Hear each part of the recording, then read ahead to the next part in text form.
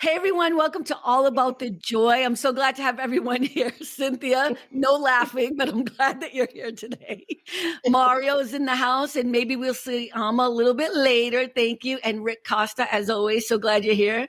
We have my friend Nilu here. Hi. And I'm going to try again to say your name. It's Rustom G, right? Nilu Rustom G. Yep, that's it.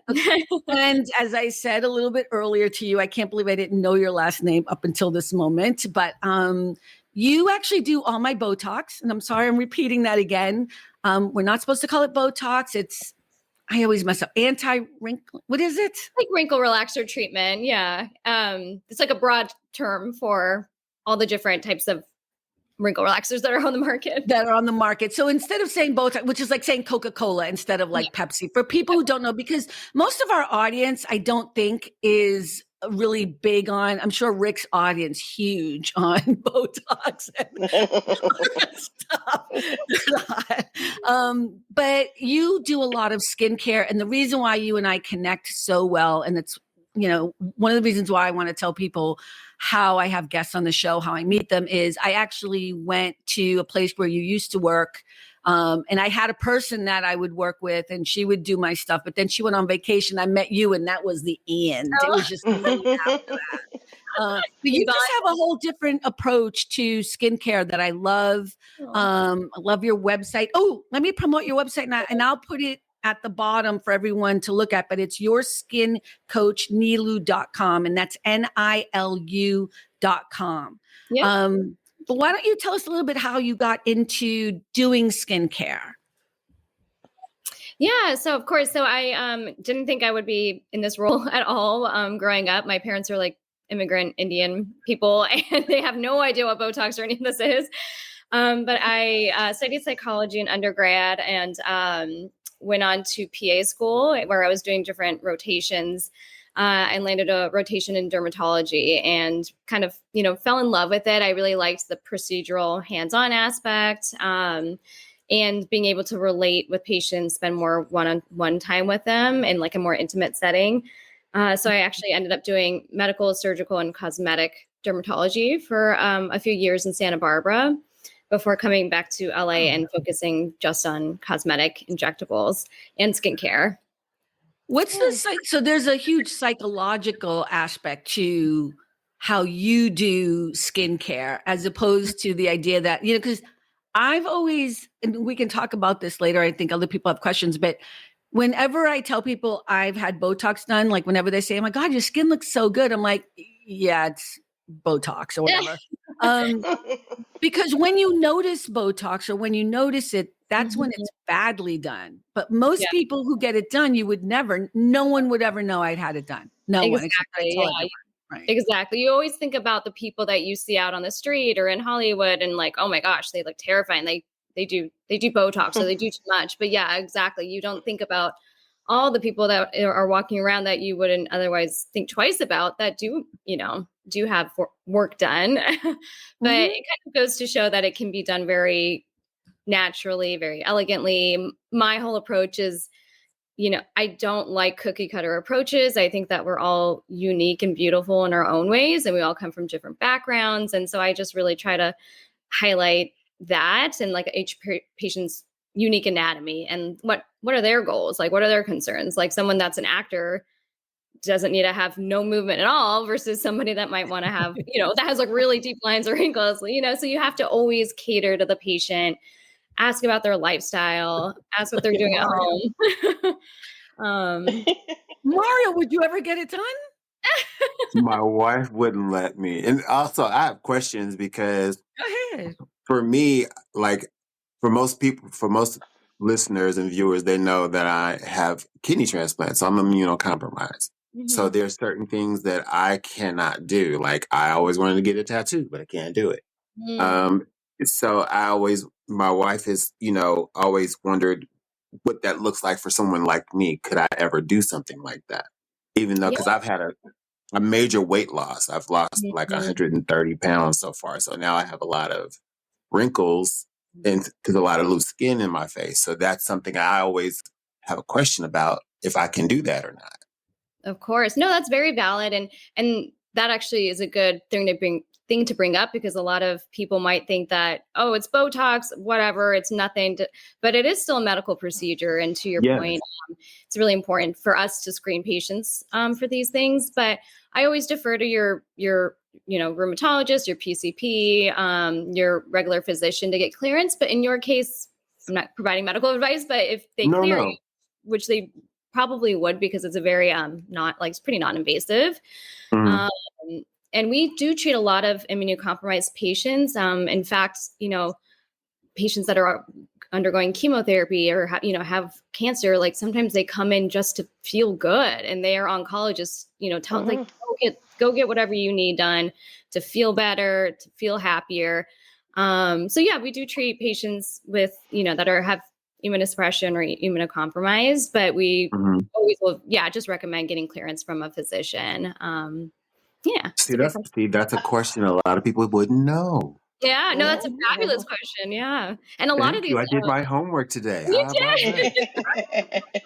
You earned your salary, Mario. A+. Thank you. I've also heard of people using it to get rid of migraines. Exactly. Yep. Yeah. Yeah. So thank you. Yeah. So I was going to say a lot of these medicines that are, now aesthetic treatments were first indicated for medical use. So migraines, nerve disorders, like movement disorders, urinary incontinence, excessive sweating. So really? yeah. I didn't know that. Yeah. Yeah. I did not know that. Oh, wow. Yeah. I was today years old. How about that? That's right. Now you did extra homework. More homework. I'm keeping tabs. Let me just write this down. Rick, do you have any questions? You're falling behind on the homework part of it. I was just wondering, like, the difference between all the technology we have now compared to like 25 years ago. Is it like really, really different or pretty much the same? That's a good question. I mean, a little bit of both. Botox, I think, first got its aesthetic indication, at least in like 1989. But these, again, medications have been studied for like decades now at this point. I would say newer formulations of, let's say, like Botox or certain fillers are still being developed. I would say more importantly, we're learning as practitioners or healthcare providers how to do it more properly. We're learning a lot more about facial anatomy, about, which plane to inject in without going into too much detail. So it's really actually about, I think, like finessing our expertise, which makes it so we're constantly learning, which is so cool. And so, yes, there's always new products like coming out or in the pipeline, but a lot of these have been very well studied for a long time and are pretty safe for use. I think one of the things I found interesting that you do that I didn't have done before. So I used to go to a man who's a surgeon, but he does plastic surgery, whatever. And I went, why is Mario laughing? Because we're talking about derm and I keep looking at my wrinkles on my forehead. Baby, you're beautiful. No. So I used to go to a very prominent place because the way I ended up learning about Botox was I had this friend who I met getting my nails done. This woman, she was next to me getting her nails done. I was having a conversation. She interjected and we started talking afterwards. And then we went out to dinner. We became friends. And a year into our friendship, we were having dinner and I was like, oh, I really, really have to get something done. Like you kid around with your friend. You're like, oh, I got to get something done here. And she was like, oh no, what you need is like some Botox here and here. And I was like, I was like laughing because I was like, yeah, girl, whatever, because I knew nothing about it. And she's like, no, for real, if you ever want to go with me, I've had everything done. And I'm like, what? She had her nose done when she was 18. She'd had her boobs done. She'd had a facelift. And I'm telling you, here's how naive I was. I honestly can tell you before that day, if someone had told me that they had all this stuff done, I'd be like, I can't be friends with her. Because I had a judgment about it. Yeah. Yeah. And here I was hanging out with this woman for over a year, having dinner once a month. Like we'd always get together. You know what I mean? We went to a yoga class. I wanted to shoot myself because I hate yoga, but she tried to get me into yoga class and whatever, but she was a good friend. And when I realized all the work she had done and how beautiful, I would have never guessed. It never dawned on me. So I went with her. I went to I know you would know who, I think we've already talked about this, but I know you would know who it is, a surgeon or whatever. Mm-hmm. And when I went in there, I left there. I went in thinking, okay, well, yeah, maybe I left that visit being like so broken. Like I was ugly. I needed everything done. Like you need filler here. You need this there. You need all this stuff. And he obviously didn't take any psychology classes. All right, exactly. I don't want to generalize a lot of male surgeons. Yeah, I mean, and look, here's the thing. He's very prominent. He's worked on a lot of Hollywood celebrities. And I know, Nilu, you know who it is. But it's just, I think he just he was just cutting to the chase. Like, here's all the stuff you could get done. It'll cost like $28,000 and whatever. You know what I mean? Like, well, he didn't say that. He sent me to the next room, which was for somebody else to say that. Right, the whole budgeting person who can set you up with a credit card and the payment plan.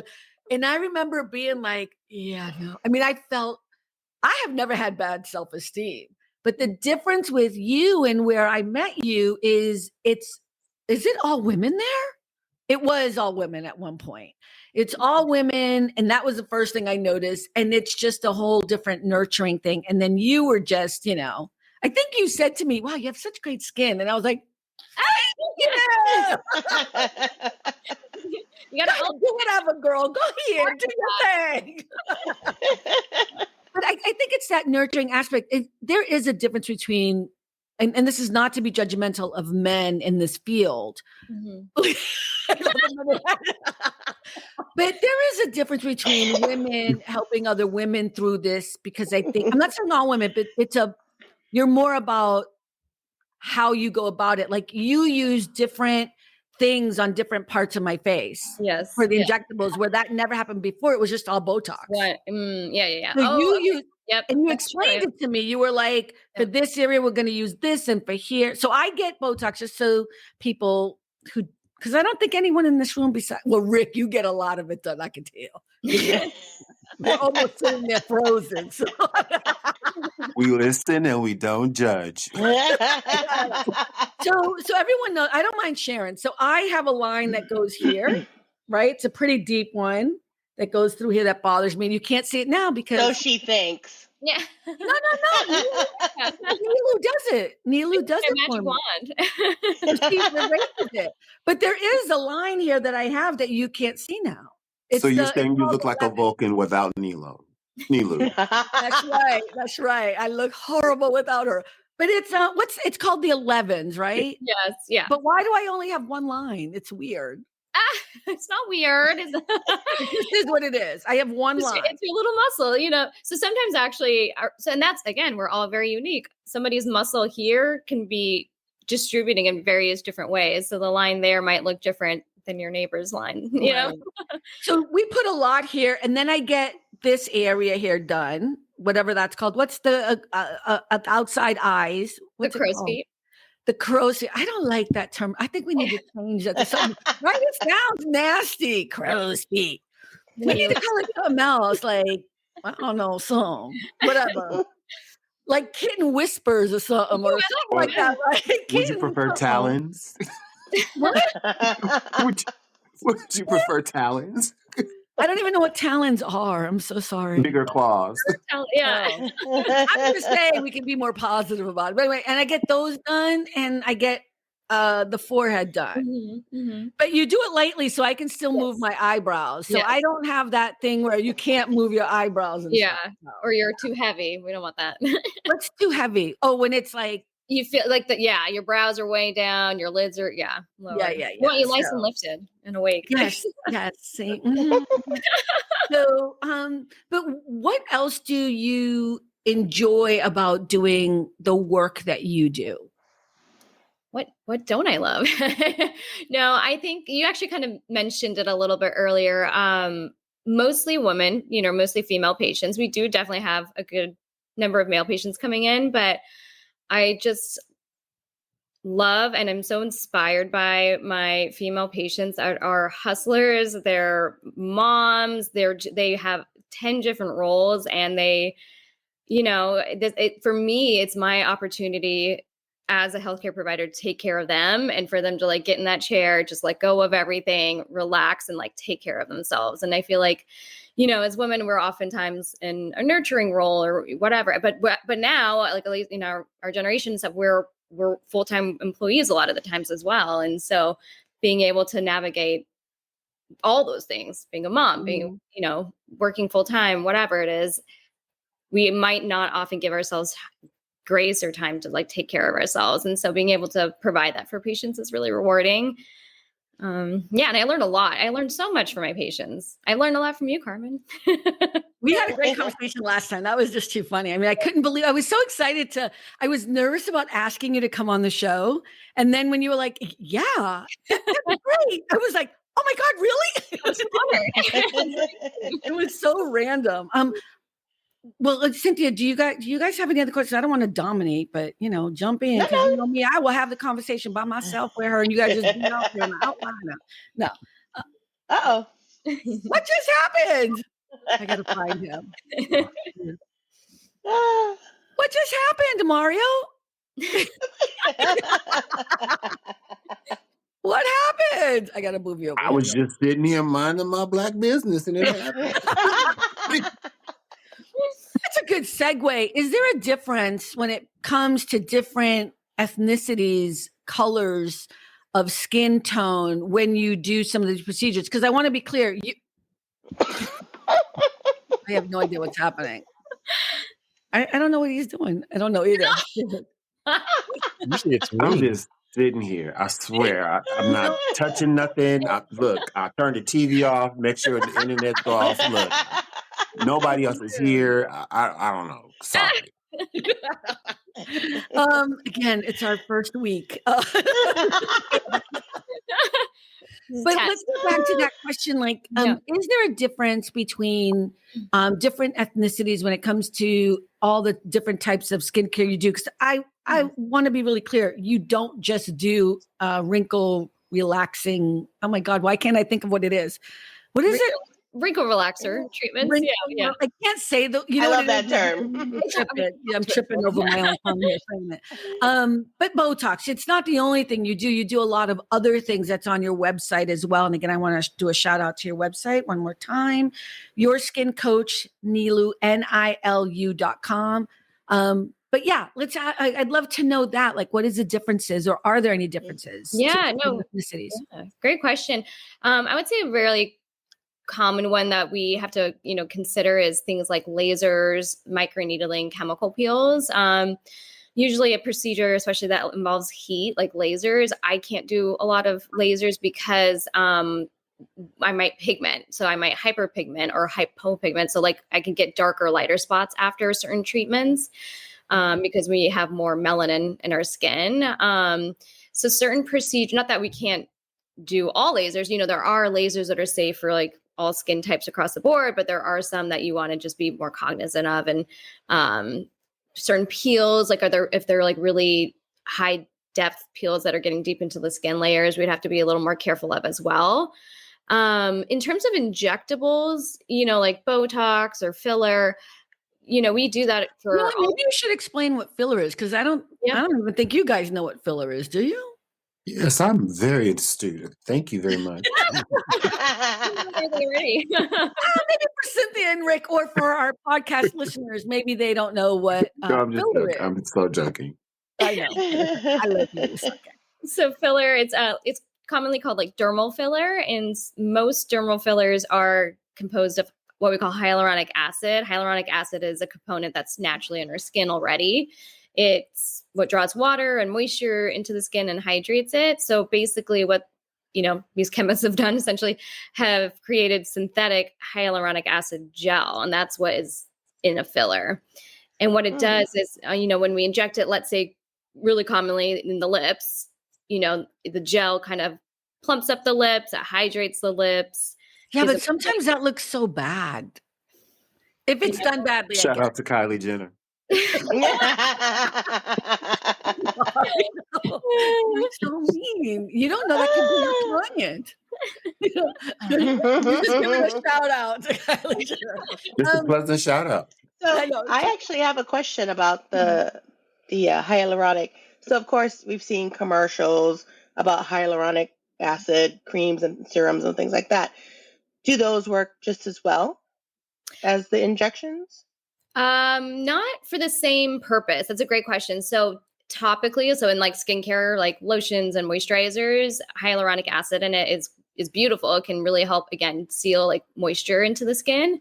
Mm-hmm. So if you have dry skin, if you have eczema, it's great for that, but it's not filling areas of volume loss. So for instance, Mario, you were saying like you lost some weight recently. So a lot of patients, that even on like Ozempic or any of those like weight loss medications, they've also noticed a lot of like volume loss in their face because that, goes down over time. We lose bone mass, all those, our skin starts to sag or whatever.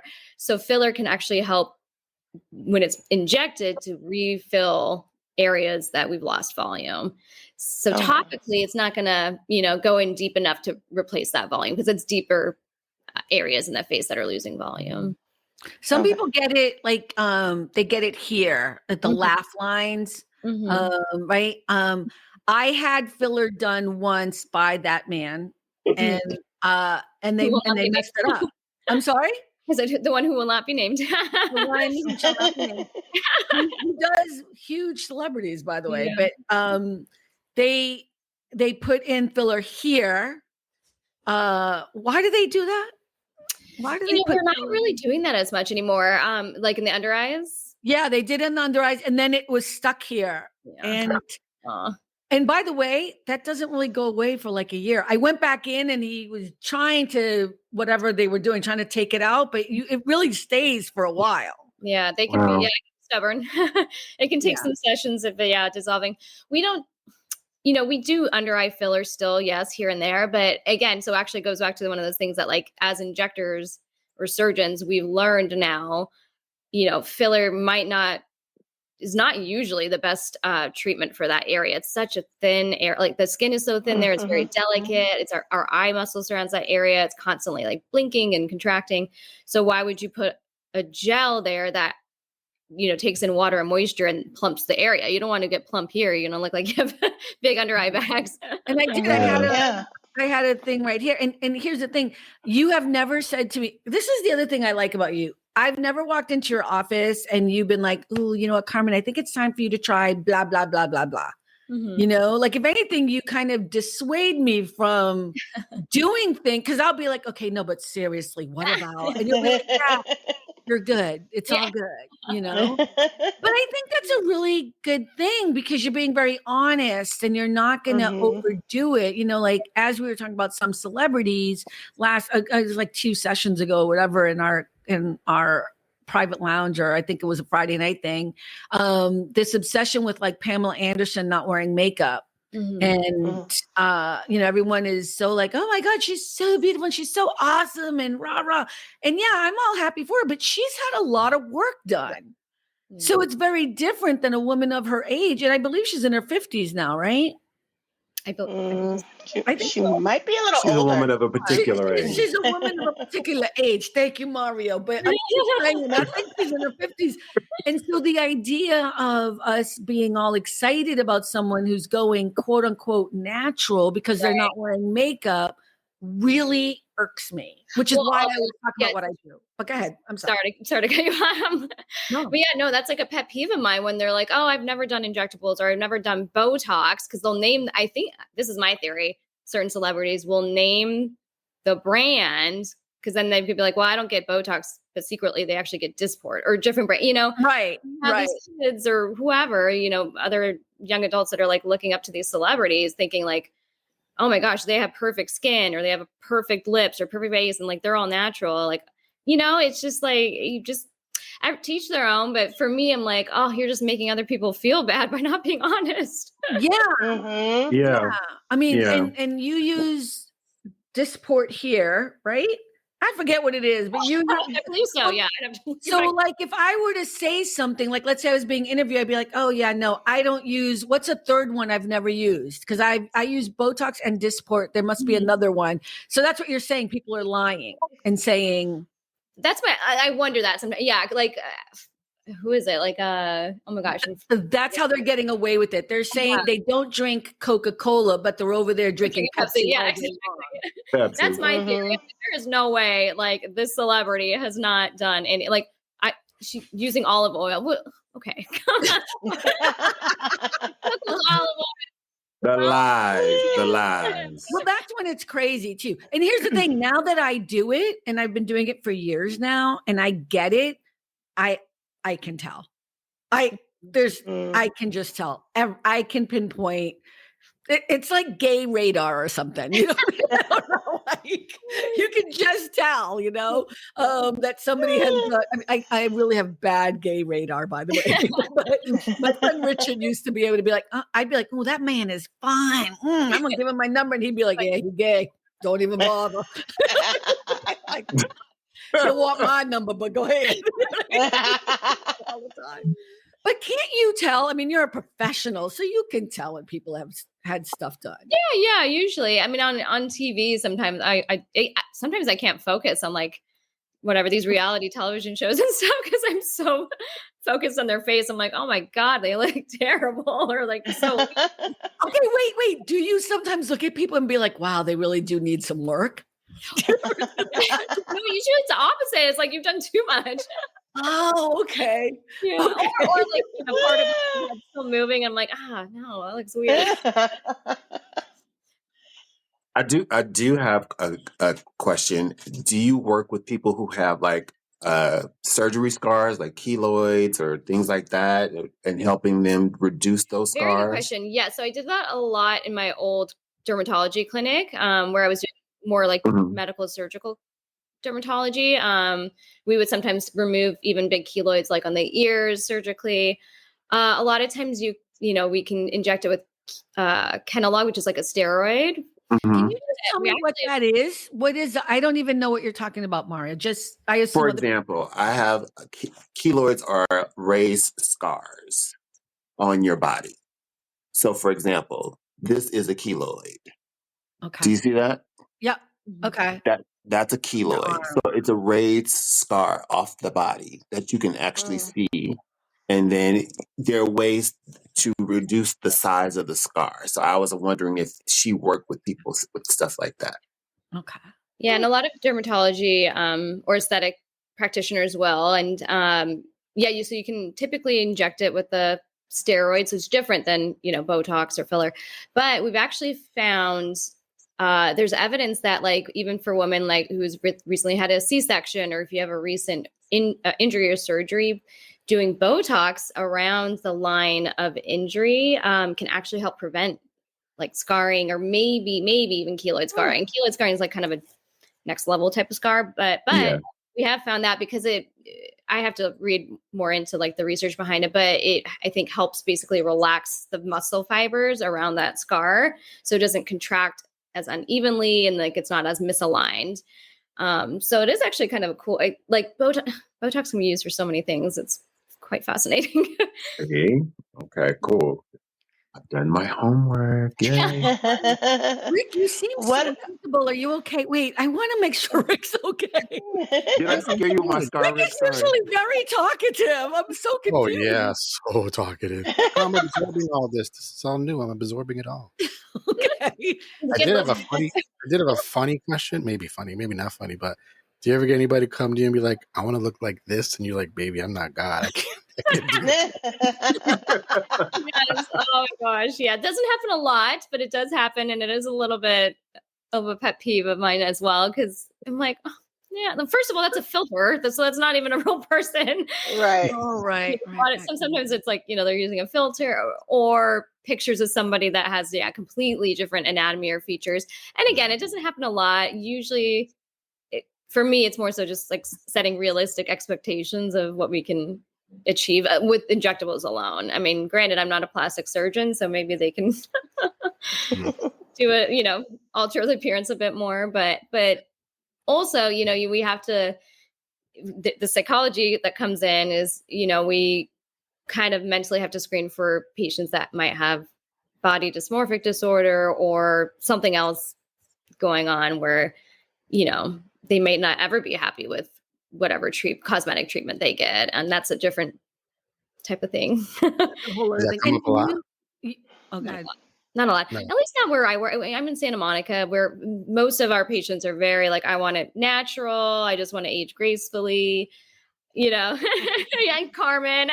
But you guys do screen so the way it happens is you have to fill out all this paperwork. I mean, it's on an iPad thing or whatever, but you have to fill out all this stuff, and you have to they take pictures every time you come in. Why do you guys take pictures every time? I know sometimes it's, patients might think it's a little excessive, but it's kind of like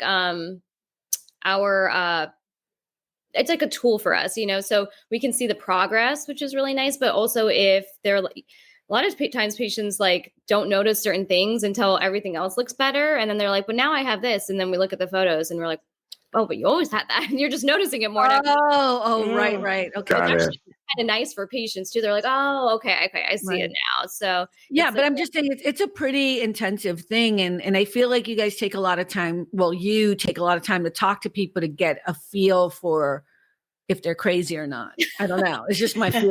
I'm just saying with me, because it just felt like you took so much time. I'm like, this girl ain't got no other appointments to get. Meanwhile, my staff is like ringing the line. They're like, you need to go, girl. No, I'm just saying it's very thorough. And I think that might also be the difference between, again, this is just my experience. And I've been having Botox on, I think, for maybe a good 10 years now. Maybe 10 years.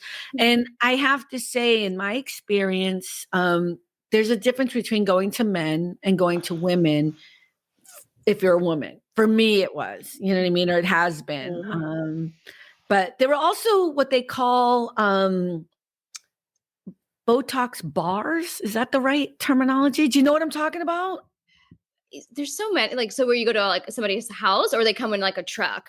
No, like on Montana here in Santa Monica, where it's like you walk in and they're just like off the street. Yeah, you should never go to those places. You should always go to a licensed person. I mean, why don't you tell us what you should do, Nilu? I don't know. I mean, you can get Botox at your nail salon. You can get it. I would never do that.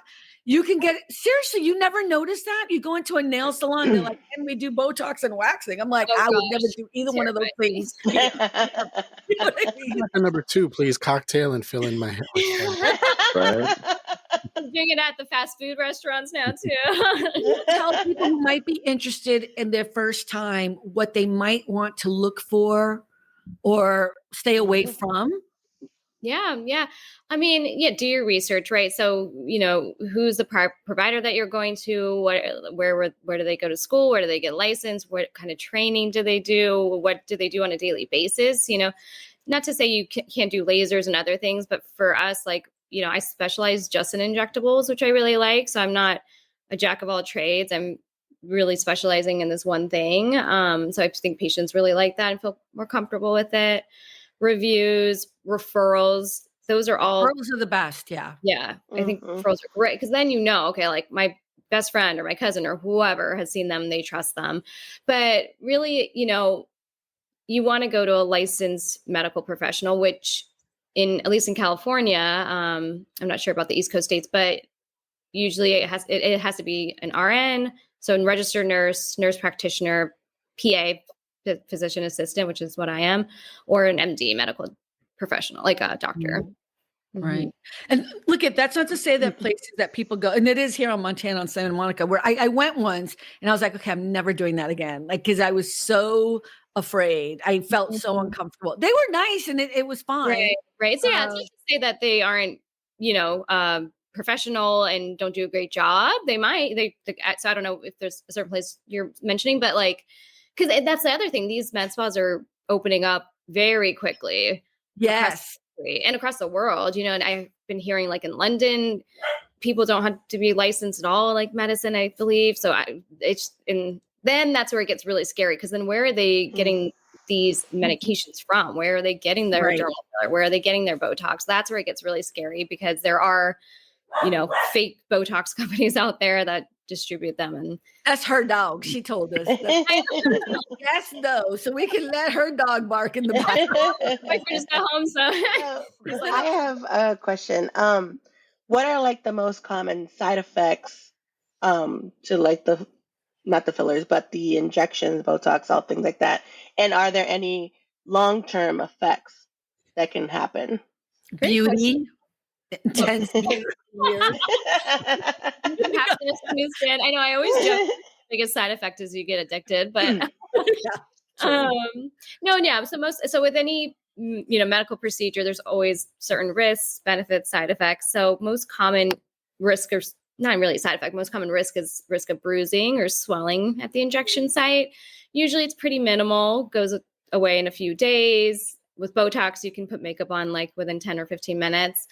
Sometimes patients might get a dull headache the next day or two. Doesn't usually happen with each treatment, but sometimes your first treatment or two, you can get a dull headache, usually just because there's so many pokes. What else? There, scary stuff that you might see online is where you get what we call ptosis or droopy eyelid. That's very rare. It sucks. It can happen to anybody, any practitioner at any time, unfortunately. But again, it's very rare. And we usually do things to try to avoid that. With Botox and these type Dysport and all these different wrinkle relaxer treatments, most of what we do is not permanent, which is nice, so knock on wood, if you ever get a horrible side effect of like a droopy eyelid, it will resolve within, a few weeks. It's like 2 to 3 months, right? I kind of see you every 3 months or so. I seem to, but that's not always the case, because this is the other thing you have to understand. When you go to certain people, and I don't know why this happens, you go to certain people and you pay even the same amount of money, but then it doesn't last as long. What's that about? And then sometimes you pay the same amount of money and then your office is calling me like, Carmen, are you coming in next week? I'm like, I'm still fine. What's that about? Why is that so different? There can be so many variables. A common one that people assume is like, oh, they're over diluting their product or whatever, which at this point, I don't think is very common. Hopefully not. So Botox, Dysport, these all come as like a dry powder form. So we all have to dilute it. We have to mix it up into a liquid solution to inject it. But maybe some cheaper places will over dilute it so they get more product to be able to inject in patients. And that's where their results might not be as strong. Again, I hope that places aren't really doing that anymore. It's not good practice, but like a patient's metabolism, if you're young, you work out a lot. Yeah, you go to yoga, hot saunas, you're sweating a lot. Sometimes you might just like metabolize it very quickly. A lot of times it's the dose. You just need a higher dose. A lot of young clients or patients come in for like baby Botox. So it's like taking a half a Tylenol versus a full Tylenol. If you take a half a Tylenol, you might not get the maximum effects, or it might, the effects might not last as long because you're not doing a full dosage of what they recommend. Wait. How young are people that you just said baby? I just freaked out. Like baby, you're getting Botox. wait. But how young do you see? There an age you will not see? I don't usually feel comfortable with treating patients that are like under 21. Okay. I think, because FDA, I think for all of these treatments are FDA approved for 21 and up. Okay. I've had very rare cases where like the parent wanted the patient to be treated, which is also kind of weird to me, but or uncomfortable. But so I will have like parents sign consent, and you'll have to do it? Yeah. Oh. Yeah, they do. Yeah. Have you ever not done it because you disagree with doing it for someone? Mm-hmm. Mm-hmm. Yeah. If I think it's going to be unsafe for them, if I think that, or if they have a history of being unhappy with treatments, certain red flags like that. Because then at the end of the day, no one's winning, right? Patient's unhappy, I'm unhappy, if the results aren't going to look good, if it's unsafe, like those are, it's not worth it at that point. Right. But to answer your question, I would say like what we call baby Botox for most patients, they're coming in for that maybe like in their early to mid 20s. Yeah, I don't think I ever even thought about Botox until I hit my 40s. It never even dawned on me. I had such an attitude about it, first of all, because I was always thinking about bad Botox. That's what people don't understand. When you're looking at Botox or you're looking at someone and you don't like the way they look, although you should keep that shit to yourself. But if you don't like what you're noticing is someone who's maybe gotten it overdone or has done too much, or is there an ethical, like, of course there is, but why do surgeons and doctors go overboard? I mean, do you ever do a mistake and be like, oh, maybe that was too much to give her, or I'm not going to give her that much again or something? I'm asking you to tell me when you fucked up online. He's trying to mess up her reviews now. Come on. She's trying to keep her 5 stars on Yelp. Okay, stop. No, but you know what I mean. Like, I think for me, I'm like, if there's ever anything, like, tell me, come see me. I will fix it for you. Because like, no one's perfect, especially if like, it's a new patient to me. Everyone's anatomy is so different. So that's my bad. I'm like, just come see me, harass me. I need to know so I can help you. Because I'm not perfect. I don't ace it necessarily every time. But I think less is more. And I think Carmen, obviously agree with that. And that's why we get along so well. I know. So, I don't know. These surgeons, I mean, and there's so many great surgeons out there, obviously. So, but I think these ones and like, that we see with the Hollywood celebrities and stuff. I don't know. I don't know if it's like, if it's money, if it's maybe they just feel uncomfortable saying no to these high paying clients. I don't know. Or it's just weird because sometimes you see the lip thing and I'm like, no, seriously, you think that's working? Like that, who did that to you? Like the lip thing bothered you. When you're walking around and you're like, it's too much. It looks painful. There's like a Christian woman that's pretty famous in the Christian realm, and she definitely had lips done, and I can't even look at her now. So I'm like, what did they do? It's distracting. Yeah, I can't look at her. Yeah. Tell me what she looks like, Rick. Is anybody like, and how do you find out? Is anybody like allergic? Good question. So that's something that we screen for as well. Typically not with the actual product, but we do screen for allergies to the enzyme that can dissolve filler. There's sometimes cross reactions with like bee sting allergies, but Botox. Did you say bee sting allergies? Bee sting. Yeah, like bees. Oh, bee sting. Bee Got sting. it. Feasting, like eating, right? Eating. I'm like, what? That's the allergy I seem to have, the eating. Do you do like a prick on like a unnoticed part of the body or something to test? I have done that. I don't, it's very rare I have to do that, but yes, we can do that. Or I'll send them to an allergist because if they have like, if I'm really actually worried they may have an allergy, I'm like, I'm not well equipped. We have EpiPens and Benadryl, but if you're going to have a really bad episode, I want you to go to an allergist so they're better equipped to handle that. But also like, I have an EpiPen and I have the medical bracelet, because I'm allergic to penicillin and shellfish. And, when you walk in the office, they do an entire health thing and they ask for your doctor's name. They ask, it's it's annoying. You know what I mean? Because I'm like, I was just getting Botox. But that's why they do it. Yeah, that's why you do it, is so that you have all that information. And then when you meet with the person the first time, they go through it and have that conversation. Yeah. And I guess you guys just put that in the file. Because I met you after that. I met you after I'd already started going to your office. So yes. Yeah. If there's like something very pertinent in a patient's medical history that I need to see or be reminded every time, I will like write it all up in their chart. Like, I don't want to forget this. Now, I have another question, Nilu. For those people who are afraid of getting Botox because they don't like needles per se. Okay. Is there another technique or product they can use to help with skin tightening? Yes. And actually those patients are some of my favorites. They're so cute. And then, because they work it up, usually they work it up in their head and then I start and they're like, oh, that was it. Right.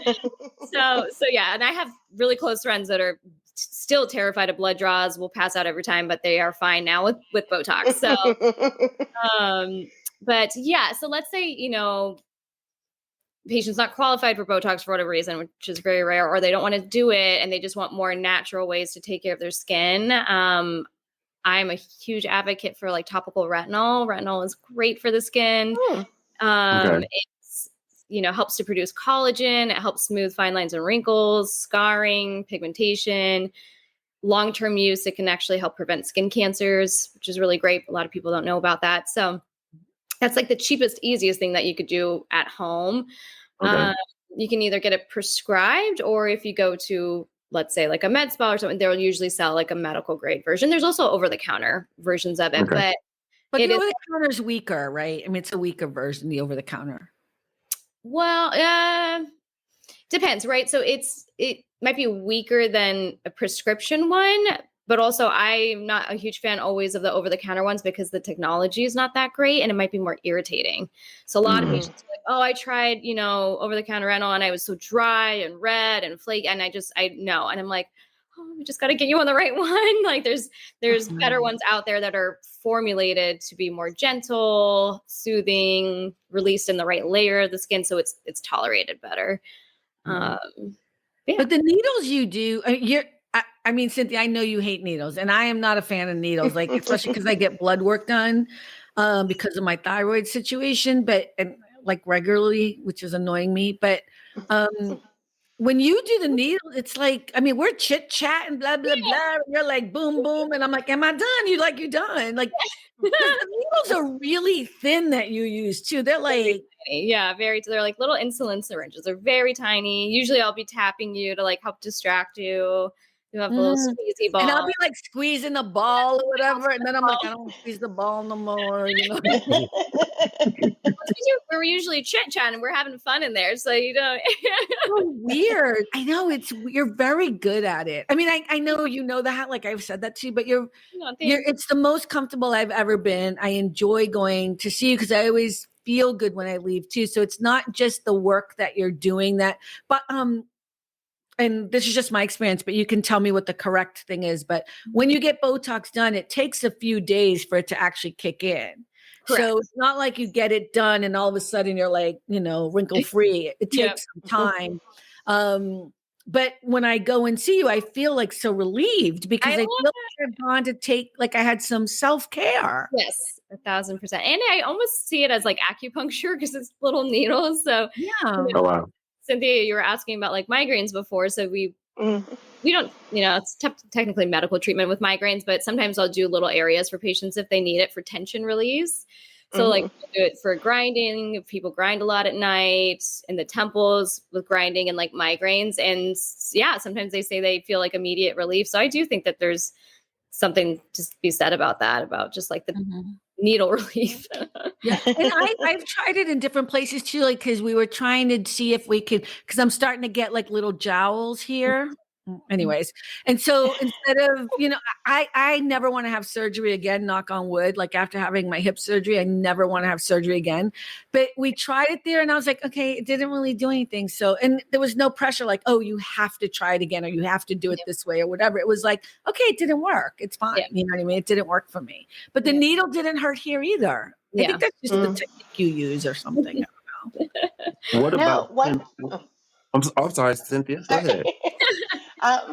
My question is, so once you start it and you're going for a few months here and there, do you have to continue or can you just stop at any time and not do it ever again? Or is it something that you always have to keep doing? No, you have to do it all the time. She makes you go. Carmen's in. Every yes, absolutely. You can stop. And so patients often ask like, well, if I stop, are my wrinkles going to be worse? No, so you can stop at any time. You just go back to, your baseline. But like, if you're doing Botox for 5-10 years and then you stop, you also age during that time. You might have like a little more sun damage or, things like that. But, if you're consistently doing it, you are preventing lines from forming and getting deeper as well. So that's why a lot of people see it as like preventative Botox, because you're preventing deep creases and lines from forming over time. So even if you decide to do, stop one day, your skin's probably still going to look better than it would have had you not done it. Right.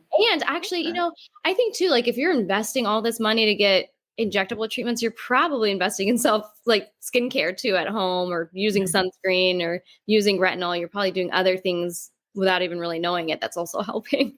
But it's like getting your hair done in a way. Like you don't have to get your hair done, but you choose to do it when you want to. And like, I'm not on some regular schedule. I just know when I can see the line here, that's when I go. And that's when I go in. You know what I mean? Like when I start to see that, whenever like I'm smiling or something and the line comes here, I'm like, and like, oh my God. A phone call. Yeah, time to make a phone call. You look like, actually, like you're like, oh yeah, I forgot that. That's what it. Yeah, and I do have a very deep line here, because I'm in my 50s. Like it's natural to have that, But what I love is that I did it for myself, not for anybody else. And I think that's the other part of it too, is that you're not doing it, for a boyfriend or whatever, and I want to look young. It's like, no, I don't like that crease because it makes it breaks up my face. To me, it does. I don't like it. I don't mind. Like someone, I know exactly who it was, surgeon we talked about earlier. It was like, we could really do some work on those laugh lines. And I was like, okay, first of all, like that's natural to me. I don't want, no offense. I love Angela Bassett, Cynthia. The show's on tonight, right? Yes. I love Angela Bassett with all my heart, but I hate the filler when people put filler here. I can't stand, and I know she's had it. You can see it. Are you coming for the queen of Wakanda? Right. Are you coming for the queen of Wakanda? I feel comfortable with the queen from Wakanda because she would admit it too. Okay. Don't do Tina Turner, okay? You know what I'm saying? Like, I mean, because it's the obvious person is what I'm talking about. It's like, I just don't like but someone had told me that I should get that because I have laugh lines. And I'm like, I'm not doing laugh line filler. Like, you're a happy person. You have smile lines. Can you imagine if you couldn't see any? I couldn't even imagine it. Well, and then, if you overdo that, people start to look like apes, actually. No, it's weird. Like, we're not supposed to have, babies have teardrops, it's natural to have. Yeah, I like the naturally look. I do have one question. What about, does Botox help with tendinitis? Tendinitis? Or tendinitis? Yes. Oh, interesting. What was the question? I'm sorry. I'm sorry? Tinnitus. I'm sorry. That's why I was wondering if you were, okay. Like, so the ringing in the ears? Yes. That's a great, not that I know of, but I wouldn't be shocked if it did. No, not that I know of. But again, sometimes I find out Botox helps with certain things and I'm shocked. I'm like, what? Like, I recently read, my mom was having, like, it was like her Achilles, but the muscle underneath, like the sole of her foot, and they do Botox for that to like help with the pain. Yeah, I have plantar fasciitis, and they do it. Yeah. Thank you. Yep. So yeah, not that I know of, but that would be cool. Interesting. Maybe you're onto something, Mario. What are some basic skincare tips you would tell us to do that have nothing to do with Botox or injectables or whatever? What are some ideas that we can do to have great skin as we age? Retinol, again, it's a great one. Most patients can use it. Obviously talk to your provider. There's some exceptions, like if you have eczema or rosacea, maybe you'd have to use gentler forms, but retinol is the easiest, best thing you could do. Sunscreen, mineral-based sunscreen. So sunscreen that has zinc or titanium in it is best. The over-the-counter ones with like chemical ingredients like oxybenzone, those aren't as good. Okay. Vitamin C is great for collagen, sun protection, helps with pigmentation, anti-aging. Wash your face. A lot of people don't even do that. Really? Yeah, no. I feel like sorry. What do you mean people don't wash it? You're being funny. There are people that don't do it. I wash my face in the morning and at night. I'm sorry? Yeah, or they'll only wash, once in the day. I don't know. No, Well, because at night you do sweat. You know what I mean? You do have a little. Well, I do. I don't know what you guys are doing at night. I'm busy. She found out what you're doing at night, but I'm sweating. I don't know, but I'm just saying, like and of course at night I take off whatever makeup I may have on, but also just like a cleanse, just. I double cleanse. Not always, but like if I wear makeup or tinted sunscreen, I'll double cleanse for sure. Yeah, I don't get the. People really don't wash their face. I was shocked to hear that people don't wash their feet. I was shocked by that. So I don't know why I'm shocked by the whole face thing. Seriously, you didn't see that on TikTok? People talk about how they just let the water run down their feet. I'm like, what? Oh no. When they're in the shower, they just assume because they're showering that the water will get to their feet. And I'm like, okay. And that cannot, and now I'm glad I shared it with all of you because it cannot get out of my head now. Okay. Something I learned because of some Carmen, I think, said was because I had this misconception that you don't go there, walk out of the office, and you already have instantaneous results. It actually takes a little bit of time, right? Mm-hmm. For the wrinkle relaxer treatments, yes. So like Botox, Dysport, those types of treatments, it takes a few days to a couple weeks. So usually we say 10 to 14 days. Okay. Yeah. Dermal fillers. So it takes 10, 14 days for it to really show a full effect? Yeah. Correct. Yeah. Really? Yeah. I didn't know that. Oh, I was 2 years old. Mm-hmm. Yeah, so that's why when I start to see the line, I know it's going to get much deeper. So that's when I make my appointment, because it'll be a couple weeks before it goes away. You can't see it now, and it's not because of makeup; it's because I've had it done.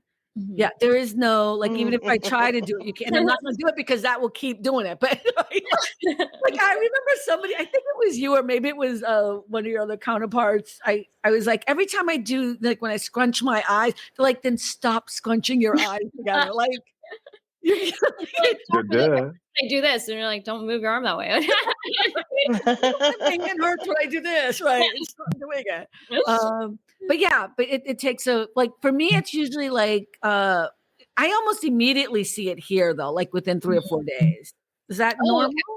Yeah, I guess because it's thinner skin or something. I don't know, but yeah, it's usually like a little bit before you see it fully take effect. Yeah, and you end up with this.